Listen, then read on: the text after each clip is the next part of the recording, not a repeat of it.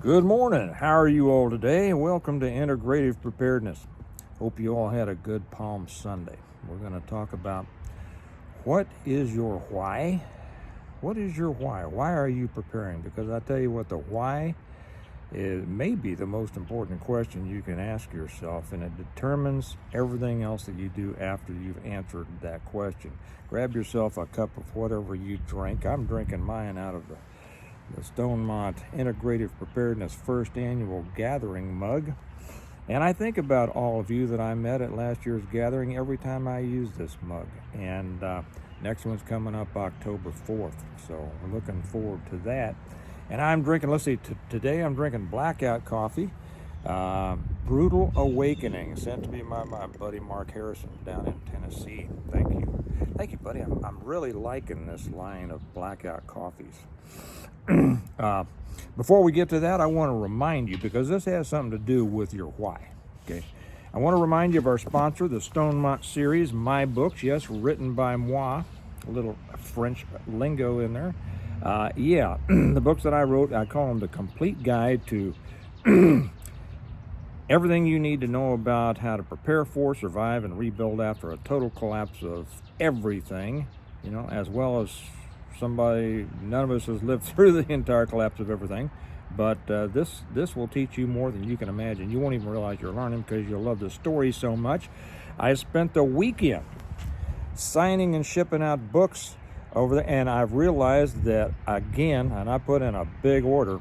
Again, by the time I fill all the orders that I think will come in today, I will have sold out again, but never fear, I have put in another big order, and they should be here soon. The Reversion, the Revival, the Renewal, an Appeal to Heaven, the Blessings of Freedom, Hostages to Fortune, and the latest one, On Wings Like Eagles, and I'm about halfway done with number 8, and that number 8, those of you who have read number 7, On Wings Like Eagles, you saw that there were some surprising turns in that, didn't you? And some surprising things that I think will happen within a couple of years after a complete collapse of everything. And it's about the return of certain technologies and things, and I think you'll like it. And the next one, I almost slipped and told you the title of it, and I'm not going to do that yet. Everybody over on the Patreon channel knows the title and has seen the cover. And you know what? Because we have new people joining Patreon all the time, I'll repost the cover of the next book. Almost said it again, and you're gonna be surprised some more at that one, and you're gonna like it. If you're not with us on Patreon, the link's down below. You ought to be there. I put so much stuff over there that never makes it to YouTube, because it's a special group. I'm not putting down people who are just on YouTube, but the Patreon community is a special community, good group of people.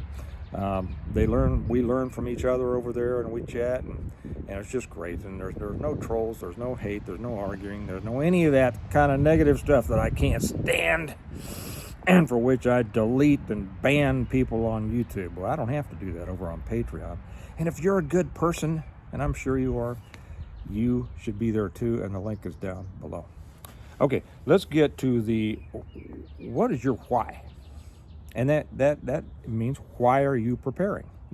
I imagine that most people are going to have at least one reason, as opposed to just general, well, I'm preparing. But there's usually something in the back of everyone's mind, a favorite problem for which they feel they need to prepare. Some would say, well, it's the world, a world in crisis. Yeah.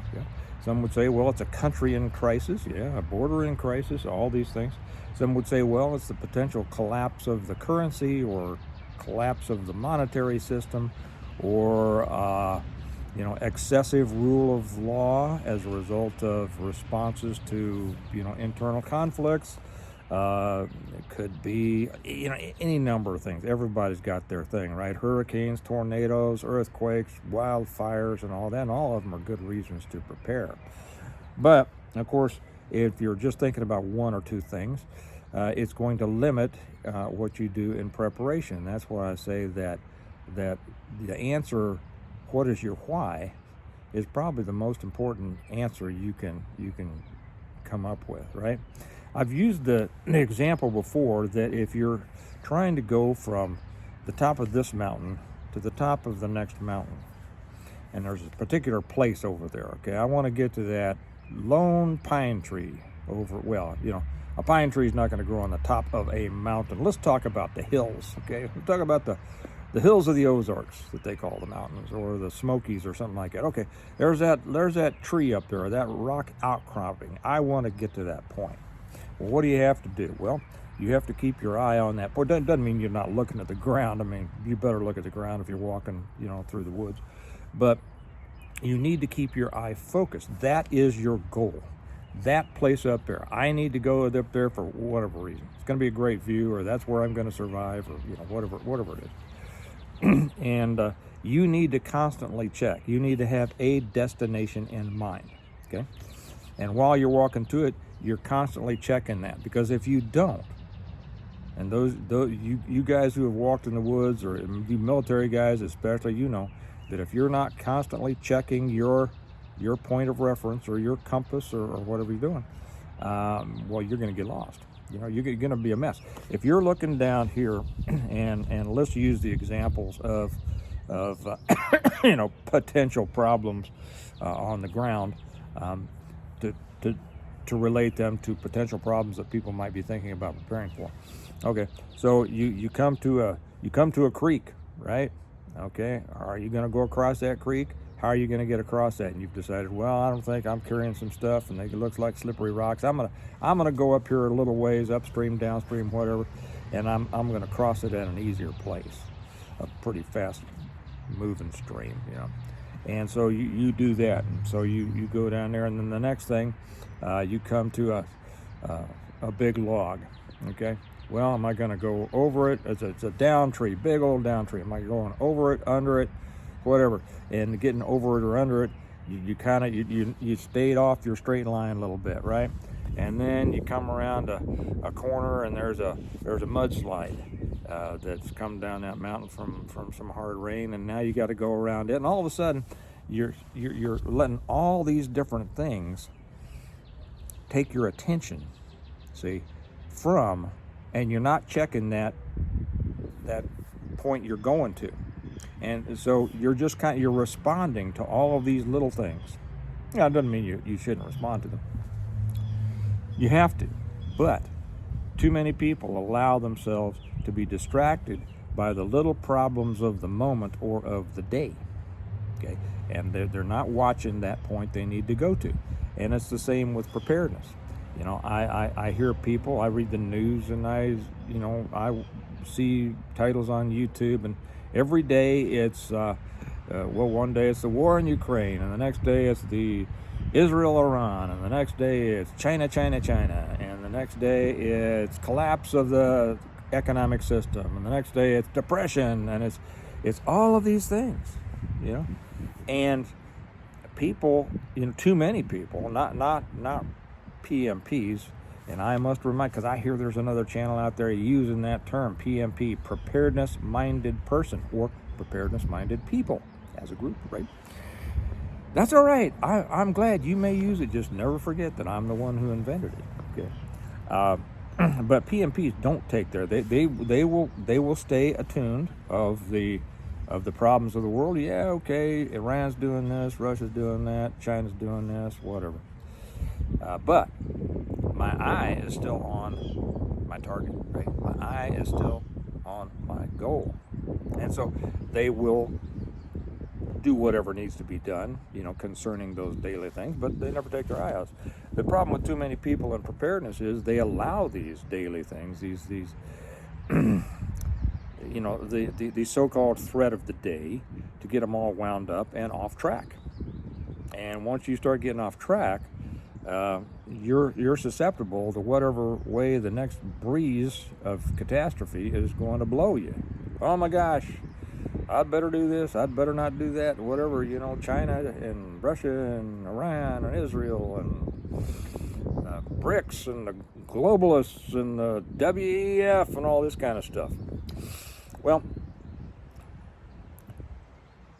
if you fall prey to that, I'm going to give you the best advice I can give you, and that is quit thinking about, quit being too consumed with these troubles of the day, troubles du jour, and keep your eye focused on what you need to be. Now, I've told you before, I've been a preparedness-minded person. I'm going to tell you a story about my brother here in a few days. There's a reason I can't tell you about it yet.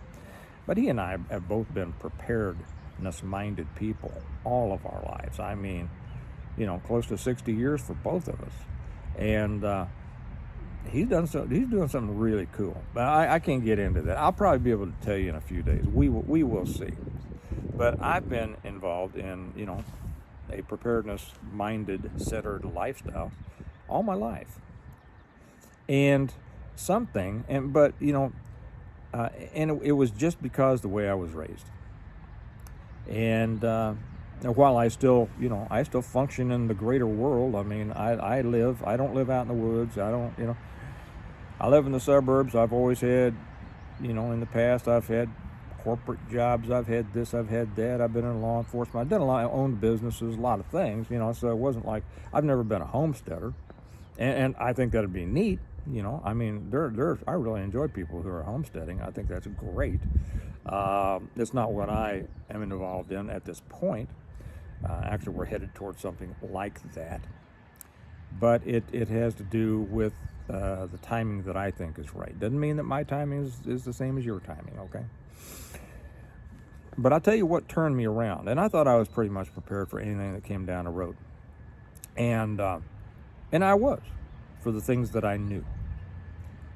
When I became aware of the potential threat and severity of EMP/CME/grid down, that totally changed my focus, right? I had not heard of, and so this has been, now my first book, it came out in 2017, so I think I started writing in 2015. So it was probably 2012, something like that I realized, that I learned about the Carrington effect, or the Carrington event, excuse me. I write about that in my book, just misspoke. And the more I learned, at first I thought, well, that's nuts, man. That is nuts. And you all know what the Carrington event was, right? 1859, a CME, a coronal mass ejection, hit the Earth. At that time, about the only thing that was electric dependent was the telegraph, but it gave us signs that if it happened today, we're so electricity and electronic dependent, it would pretty much take out the systems.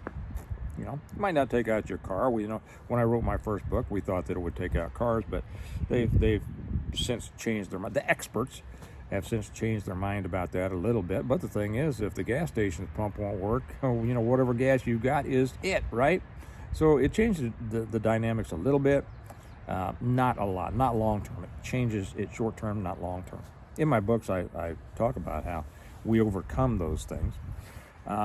But that focused me now, and I said, okay, I was prepared for all these things, of which I was aware.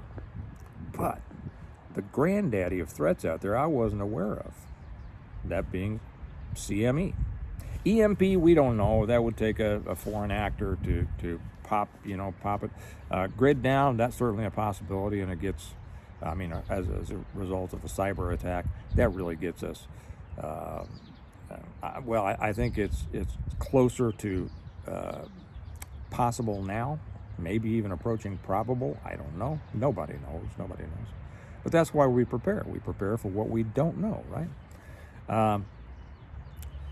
But when I studied and I saw that science tells us, and I know science, but those without really any reason to falsify their reports, unlike other things in science that we've seen, right?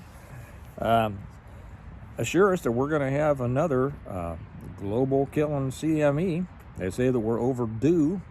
And when I realized that, it changed the way I started preparing. And I started preparing in a much more omnidimensional way, and in a way that I, as a result, entitled Integrative Preparedness. Integrative in that everything comes together. I am not preparing for one thing or another thing. I am preparing for all things, anything, right? And that's what you should be too. And I've said this many times before. Integrated preparedness simply it means that we work all things together. That as we prepare to be able to continue to live a high quality life after whatever collapse may come, those things are also helping to increase the quality of our life right now. On the back of my first book, I say, and that's the reversion, where it says, when the world collapsed, some were ready to start over. Would you be ready to start over if everything collapsed? On the back, it says, Jim Wyatt had always said that if everything fell apart, he didn't want to just survive. He didn't want to notice. Well, how much would you notice? Now, some of you out there are all set up. You're on your forever place, and you're in good shape. Whether it's a homesteader, whether it's I'm thinking of some people in particular. You've got it all set up. You don't live in a city. You don't live in a town. You're pretty self-sufficient. You have the skills. You have the knowledge. You have the animals, the crops, and everything like that. You're set. You're set. Okay. I'm set too, because that sounds like I'm bragging, but I am, to the extent that I think that I need be. And I've thought, guess what? I've written 7.5 books, so I put a lot of thought into it. Okay. But if everything collapsed, would I notice? Well, yeah, I would notice, because I live in the suburbs, and I would notice because of all the people around me and how they would be acting. Okay. And it's not all bad. There will be people that tell you, they're all your neighbors are going to be coming to kill you the second day for your can of beans and everything like that. Well, I think that's something that that's one of those things that gets repeated after somebody says it once 40 years ago, and then everybody who gets into preparedness repeats it, and then it becomes a truism because everybody wants to act like they know what they're talking about, so they say it, right? And if you say anything different, well, you don't know what you're talking about. That's the way of people. But yeah, I would notice, because everybody around me would notice. I would see the effect on everybody around, but you know what? I wouldn't be here that long. So I'm not going to tell you what my plans are. It's a secret, but I have plans. Yeah, but to what extent would you notice, and then what do you do about it? Okay. Now, in my book series, in the Stonemont series, I don't know did I tell you where to get them? I don't think I did. I'll tell you in a minute. Okay, I'll hold them up again. It says, when the world did collapse, his family home of Stonemont became not only I should put my glasses on for this. My eye's getting better. My left eye's getting better from that surgery, but it's still got a little ways to go. When the world did crash, his family's home of Stonemont became not only a refuge, but a place where it might be possible to start over again and reclaim the American ideal. That's right. Are you prepared for that? Are you prepared not to just to survive, but are you prepared to start rebuilding afterwards? Not enough people talk about that. Not enough people think about that. And I talk to a lot of people about this stuff, as you can imagine. You write a bunch of books about this, and you have a bunch of people who want to talk about it to you, and I love that. But have you taken that into consideration? What do you do after you have survived? You can't just be hunkering down in the woods, right? Are you starting to rebuild community? For all sorts of reasons. I'm not going to go into that. I mean, you realize all the different reasons. Each reason would take a whole video of itself, right? So to what extent are you prepared? What are you prepared for? And that gives you the answer to your why, right? When I realized the not just probability, but apparently the scientific certainty of a CME that would take down everything, I thought real hard about it, and I thought about my children starving to death. And I think I can handle pretty much most of the things that come at us in the modern world, but when everything collapses, now we're in a different world. And I realized that I needed to make some changes. And as I thought about those changes and I started planning about the changes, I wrote, that's where my books came from. I described, and it's a story of a prepared family who, as a result of, let's see, who's calling me? Yeah. It's Mind Brooder. I'll call you back, buddy.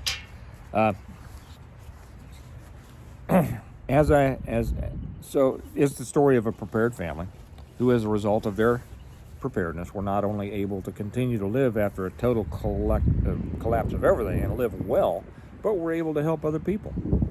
And that also is an element of good preparedness. If you're a preparedness-minded person, you should also be a leader. You should be one who is out there, has accepted the responsibility for yourself and for helping others to the extent that you can. The more prepared you are, the more you can help, and the more you should. Okay, so that's what these books are about. And since I forgot to tell you how to get them, and why are you saying, well, why'd you run out? Well, you can get them through Amazon all the time. That link is down below. Or you can get them a better way, a much better way, and that is directly through me, through our website, stonemont.us, and that link is down below. And when you do that, I sign them for you, and I love doing that because it kind of makes me feel like I'm getting to know you, getting to know my readers. I value my relationship with my readers just like I do with y'all, my viewers. And I sign them for you, write a little note in there, and we're able to give them to you as a set. You can't buy it as a set through Amazon. Now, through Amazon, you can get them either through paperback or Kindle or Audible. But through me, you get them signed and you get them as a set. You can't get the set as a set through Amazon. And when you get them as a set, we give you a discount because when we do that, when we ship them like that, we get a break on the packaging, the postage, the shipping, everything like that. And so we pass that on to you. Plus, we throw in the Stone Mountain notebook. I use mine all the time, and I read the cover and the back of my Stone Mountain notebook frequently. Why, Steve? Why would you read the cover and the back of your notebook? Well, because of this. On the front, it says, read down there. And isn't that a pretty book? It says, commit thy works unto the Lord, and thy thoughts shall be established, which means commit your work to the Lord, and your plans will succeed. Doesn't mean you just go out there and do what you want and say, Lord, make me a success. It means you listen to him, you ask for his guidance. And then when he guides you, you do it, right? And you do it for the right reason. He will bless you. And he certainly blessed me. I'll say right now, I don't pound on this a lot, but I give all the glory to him for everything that I have, and he's given me a lot, and I appreciate it. And from that comes a responsibility, and I understand that. On the back, it says, except the Lord build the house, they labor in vain that build it. Except the Lord keep the city, the watchman waketh but in vain. That's Psalm 127:1. And that means unless the Lord's involved in your work may not work out. It won't work out as well as if he is. And I forgot to tell you what that first one was on the front, and that's Proverbs 16:3, one of my favorites. Should I read to you what's on the back, just in case you care? Okay, I will. This kind of answers about the what. Stonemont is a world apart from the collapsing world surrounding it, and the crumbling society that has devolved to the point where celebrity is valued over ability, corruption is tolerated while character is attacked, and death is promoted over life. At Stonemont, a literary, virtual, and real-world community, the foundation of faith, family, and friends supports the ideals on which our country was based and from which it has strayed. Stonemonters share those values and find within the pages of the Stonemont series a world they prefer to the decadent and crumbling world around them. It is a world of personal responsibility, worship of God, dedication to family, contribution to community, compassion for and assistance to others, and a celebration of the human spirit.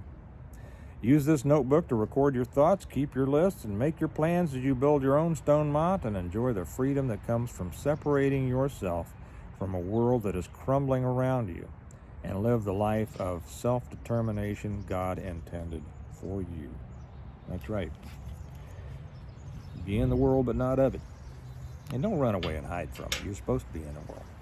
So what is, to bring this to a conclusion here, what is your why? Have you really thought about that?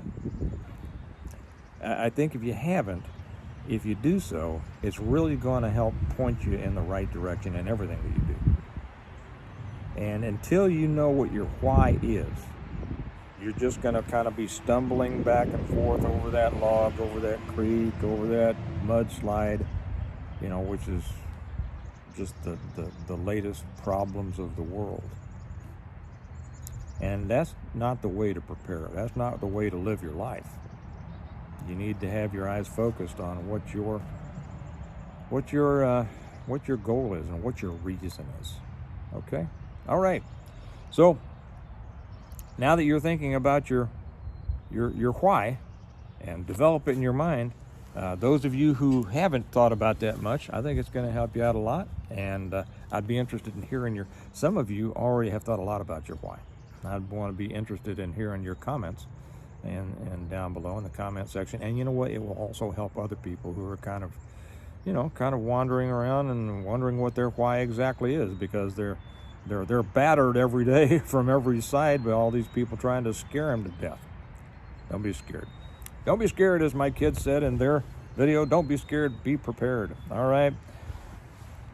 Get them. You'll love them. You will learn so much. You won't even realize that you're learning because you'll love the story so much. And remember that we prepare today in order to live well tomorrow.